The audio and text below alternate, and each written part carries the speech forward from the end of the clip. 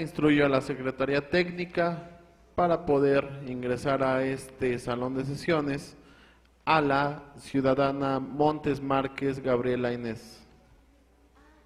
Bienvenida a este recinto legislativo. Muchas gracias. Para continuar con el proceso y haciéndolo de manera ejecutiva, como lo hemos venido haciendo con el proceso de entrevistas del día de hoy, te explico brevemente cómo está el formato de entrevistas. Usted tiene hasta 10 minutos para exponernos a nosotros el por qué quiere ser comisionada del InfoDF, lo que usted quiera añadir en la materia y todo lo que usted crea pertinente para esta entrevista en la materia del InfoDF.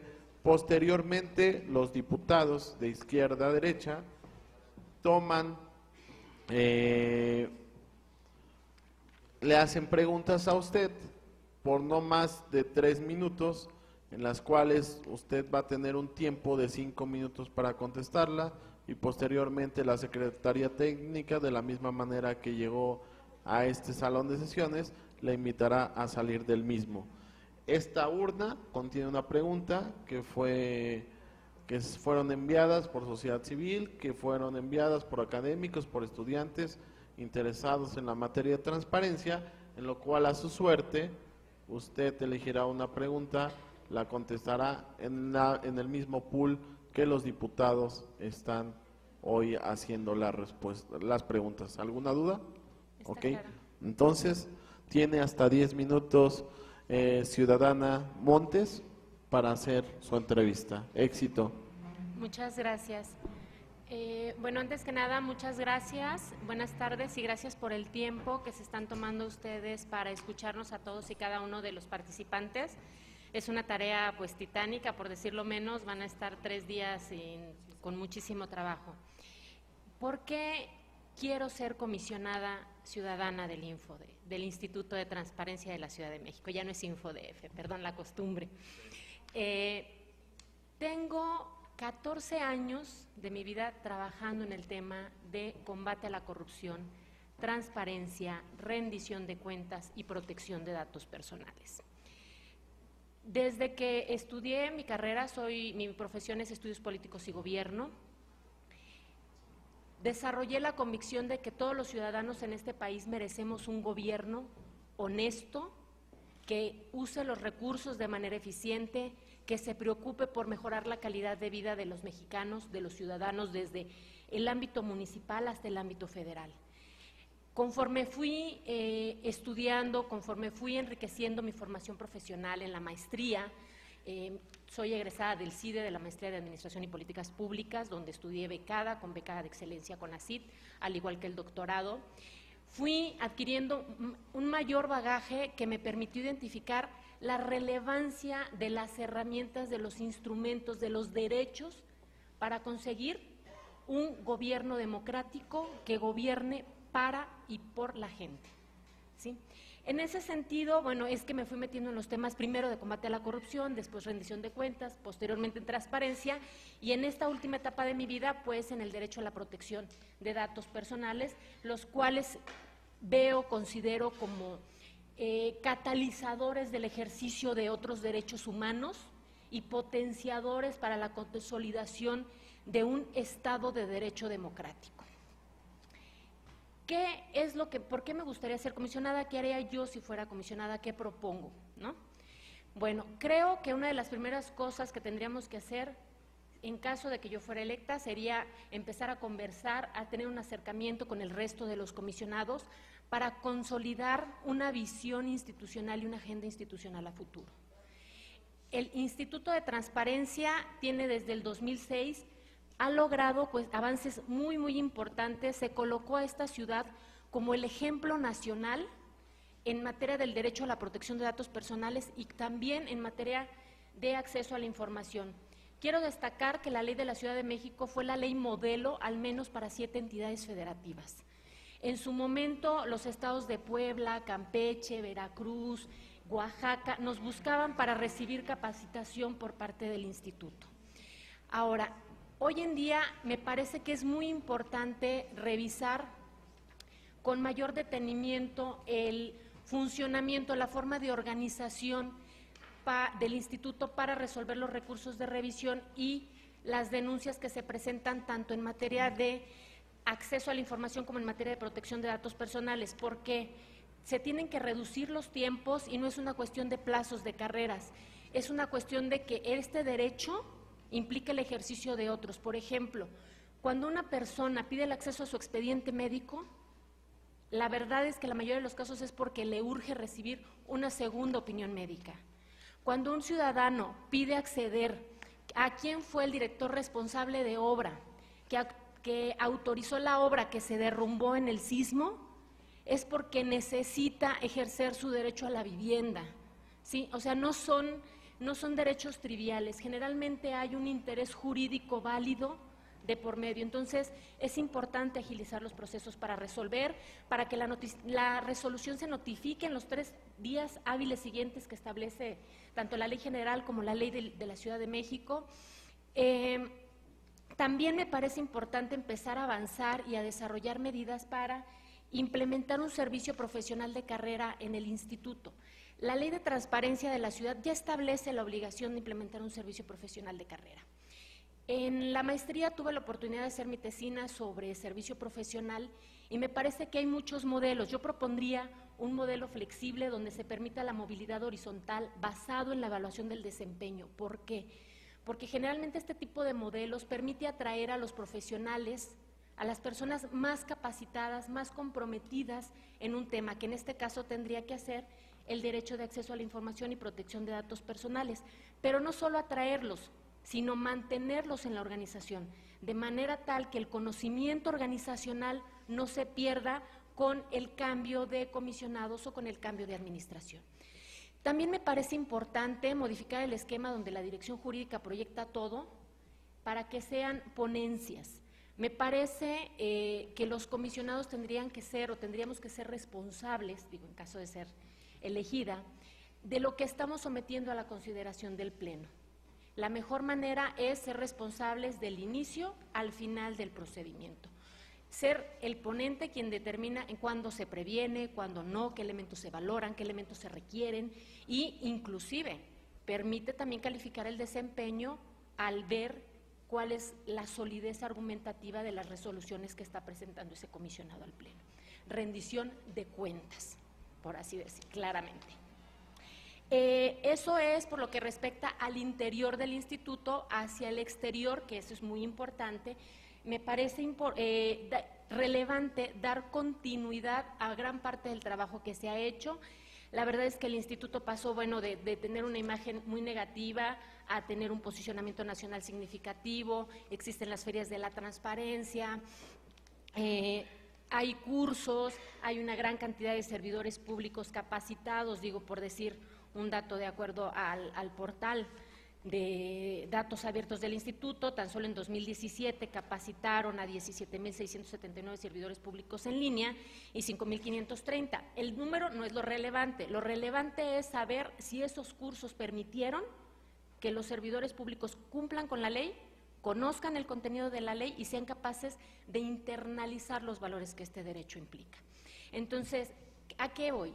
Me parece importante fortalecer los vínculos con la sociedad civil organizada, implementar un programa, por ejemplo, en materia de datos personales, que esa era una iniciativa que se traía desde hace tiempo y se fue dejando en el olvido, pero plantear un equipo de trabajo con las asociaciones de padres de familia para enseñar a los niños a proteger los datos personales, así como a los adolescentes. Hoy en día los libros de texto de la SEP ya tienen contenidos del derecho de acceso a la información y de protección de datos personales, tanto primaria alta como secundaria. Sin embargo, los maestros de pronto no saben cómo transmitirles esos conocimientos a los pequeños. Entonces, establecer a través del Sistema Nacional de Transparencia mecanismos de coordinación para generar contenidos que nos permitan, no solo a la Ciudad de México, sino a todos los estados, abatir costos en la generación de materiales, porque cada video, cada material educativo cuesta. Entonces, de pronto, los recursos que tiene el instituto pues no son suficientes. En otra vertiente me parece también muy importante revisar y actualizar el marco normativo tanto del derecho de acceso a la información como la protección de datos personales. En acceso ya hay avances muy importantes, se han emitido los criterios para dar cumplimiento a las nuevas obligaciones de transparencia. Sin embargo, en materia de protección de datos personales, la ley general que se emitió que se publicó en el Diario Oficial el 27 de enero del año pasado, establece nuevos derechos. Ya no es solamente, por ejemplo, los derechos de acceso, rectificación, cancelación y oposición. También se reconoce el derecho de portabilidad. Es importante regular y establecer las reglas bajo las cuales se va a ejercer este nuevo derecho. Establece el deber de los sujetos obligados de implementar medidas de mitigación de impacto a la privacidad cada vez que van a hacer un tratamiento intensivo o relevante de datos personales. Establece la obligación del instituto de dictaminar esas manifestaciones en un plazo límite, atender denuncias. El recurso de inconformidad ante el INAI. Hoy en día, si los ciudadanos no están conformes con las resoluciones del instituto local, tienen la posibilidad de impugnarlo ante el INAI. Entonces, de aquí radica la importancia de mejorar la calidad jurídica de las resoluciones, de mejorar esta vinculación con la sociedad, de ampliar el conocimiento de los derechos para que, bueno, por definición podamos tener una ciudad en la que todos gocemos de una mejor calidad de vida. Muchas gracias. Gracias a ti, ciudadana Montes. Quiero dar la bienvenida a la Fundación Red Civitas AC, a su representante Jesús Martínez Ramírez. Gracias por estar activo en este proceso y bienvenido a este recinto legislativo. Siguiendo con el orden que hemos desarrollado en el protocolo del día, cedo el uso de la palabra al diputado José Alfonso Suárez del Real para poder realizar sus preguntas correspondientes en un tiempo máximo de 3 minutos. Gracias, presidente, con su venia. Doctora, su currículum es verdaderamente impactante, es impresionante, en el buen sentido de la palabra. Sé que el mecanismo que nos hemos dado y la cantidad de personas que han expresado su interés en formar parte de este proceso transparente ha hecho que sea muy concreto la participación. Sin embargo, a mí me llama la atención y conozco que usted es una devota de la ética. Tiene algo sobre ética y administración pública. Entonces, sí me gustaría poderle dar en los pocos minutos que entre las preguntas va a tener para responder el siguiente cuestionamiento. ¿Cómo insertaría usted esa vinculación, derechos humanos, ética y el servicio público al que estaría usted coordinando, provocando, me gustaría utilizar el término, de provocar una buena práctica sobre la ética y ese derecho humano de transparencia? Por mi parte es cuanto. Muchas gracias, diputado. Cedo el uso de la palabra al diputado Juan Gabriel Corchado Acevedo para realizar sus preguntas. Muchas gracias. No debo dejar de señalar, me gustó mucho el comentario en cuanto a la necesidad de atender más el tema de transparencia en las escuelas. Una pregunta que he estado haciendo a varios de los candidatos es su opinión acerca de la ley de transparencia de la Ciudad de México. Sería cuanto, diputado presidente. Muchas gracias, secretario. Yo voy a hacer una pregunta muy puntual. La verdad es que la exposición fue bastante clara. ¿Cómo fortalecería el cumplimiento de las obligaciones de transparencia e implementaría acciones de transparencia proactiva de los sujetos obligados en la Ciudad de México. Diputada Dunia Ludlow, tiene la palabra. Gracias. Sí, también creo que de verdad felicitarte porque hiciste muy buena participación y pues tu currículum habla por sí mismo. De pronto así digo, ay, ¿qué le voy a preguntar? Pero, pues sí, sabiendo que lo tienes tan claro y viendo que lo tienes tan claro, qué es lo que necesita la institución y que llevas tantos años trabajando para garantizar este derecho, creo que sí es muy importante tener, en ese sentido, saber cuáles son las principales 5 acciones que generarías, ¿no? Ya sé, una de ellas, evidentemente, y de ahí seguramente partirás, pues va a ser la de reunirte con los actuales comisionados para hacer una especie de evaluación. Pero del conocimiento que tú tienes y las evaluaciones que tú tienes, ¿no? ¿Cuáles son las principales debilidades institucionales que tiene el Info Ciudad de México, ¿no? El Instituto de Transparencia de la Ciudad de México, y que crees que sean las urgentes a atender? Ahora viene la pregunta de la tómbola. Bueno, tómbola es más, no es buen término, disculpe. La pecerita.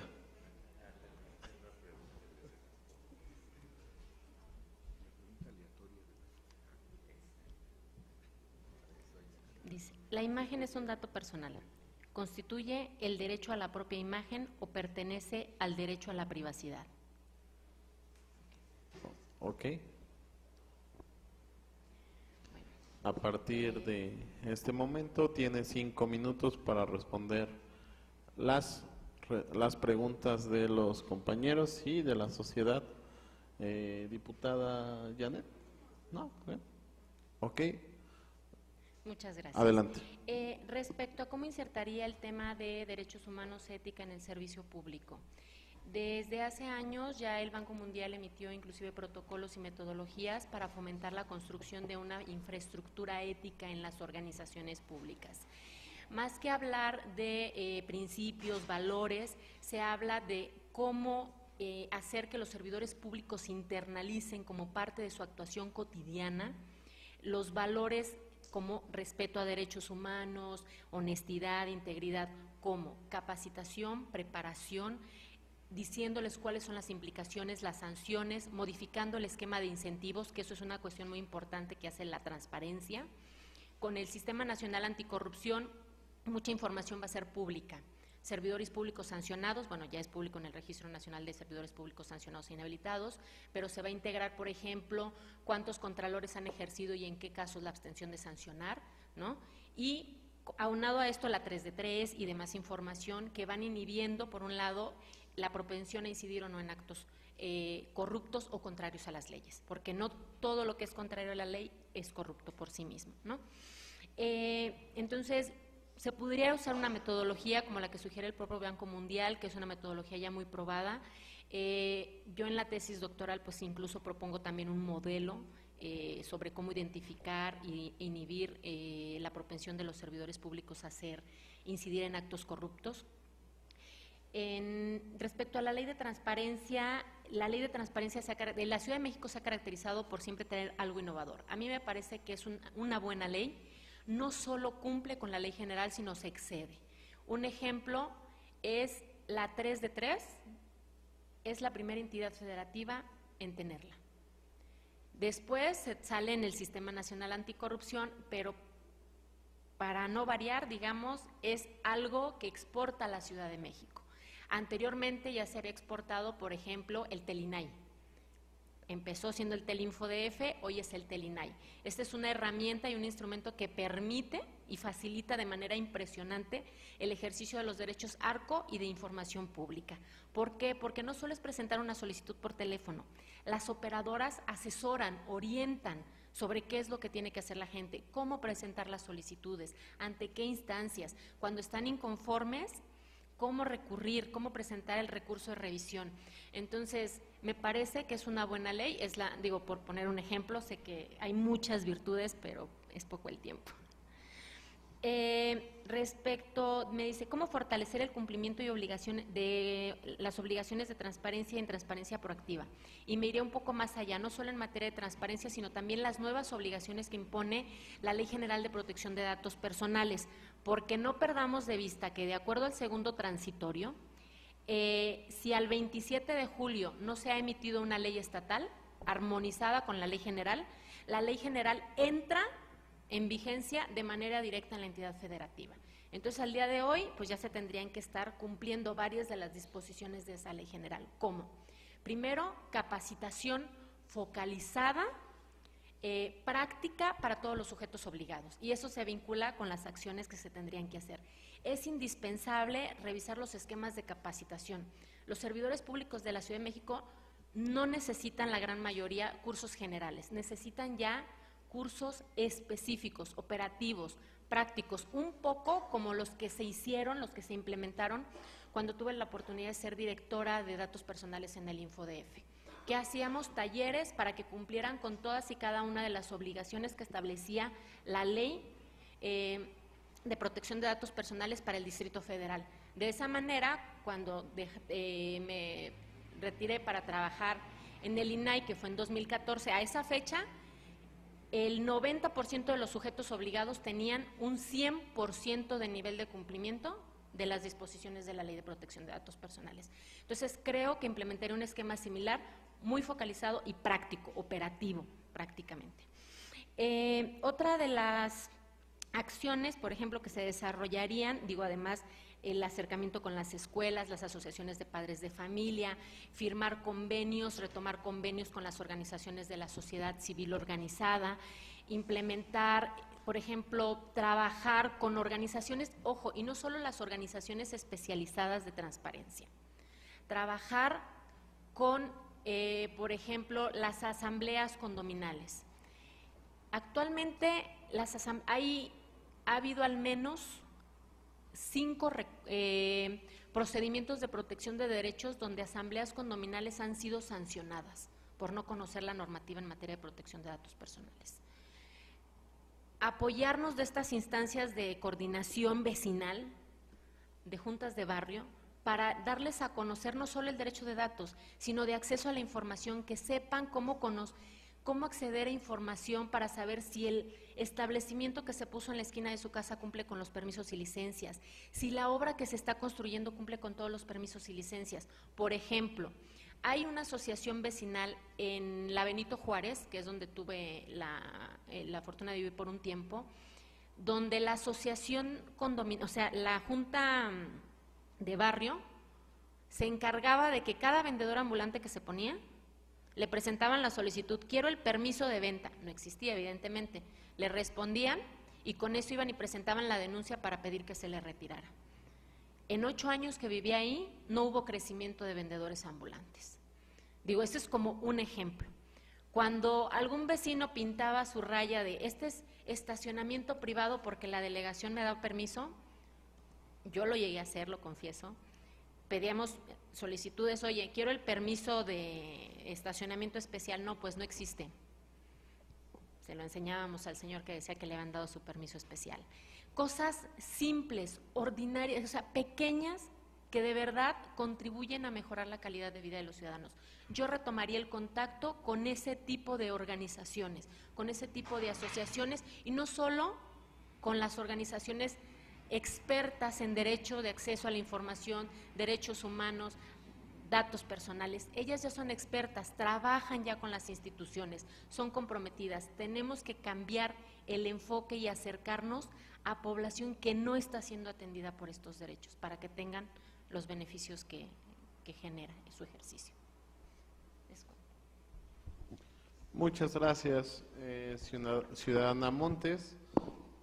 A nombre de la Comisión de Transparencia y Combate a la Corrupción, le damos el agradecimiento por su entrevista e instruyo inmediato a la Secretaría Técnica para que acompañen a la ciudadana fuera de este salón de sesiones.